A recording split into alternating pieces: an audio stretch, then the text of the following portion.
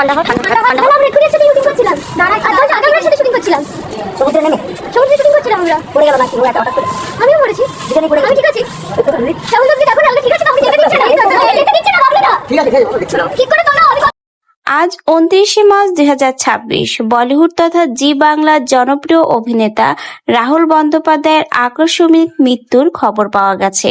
প্রাথমিক সংবাদ অনুযায়ী মাদারীপুরে দীঘায় কাছে তালতলা সৈকতের একটি ধারাবাহিক শুটিং চলাকালীন তিনি সমুদ্রে ডুবে যান। তারপরেই তার মৃত্যু ঘটে।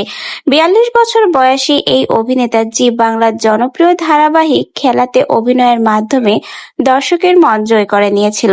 এছাড়া তিনি রাজ চক্রবর্তীর চিরদিন তুমি যে আমার ছবির মাধ্যমে বড় পর্দায় ব্যাপক জনপ্রিয়তা লাভ করেন। কলকাতার এই অভিনেতা চিরদিন তুমি যে আমার সিনেমার মাধ্যমে সকলের মনে দাগ কেটে দিয়েছিল।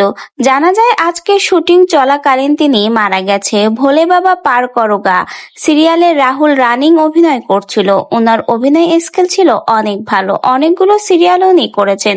তবে চিরদিন তুমি যে আমার সিনেমা দেখে কাঁদেনি এমন মানুষ কিন্তু খুবই কম আছে। সিনেমাটা ছিল অত্যাধিক অসাধারণ একটা ছবি। সিরিয়ালে কতবার যে কত মানুষ এই মৃত্যুর অভিনয় দেখে কেঁদেছে তা বলা বাহুল্য।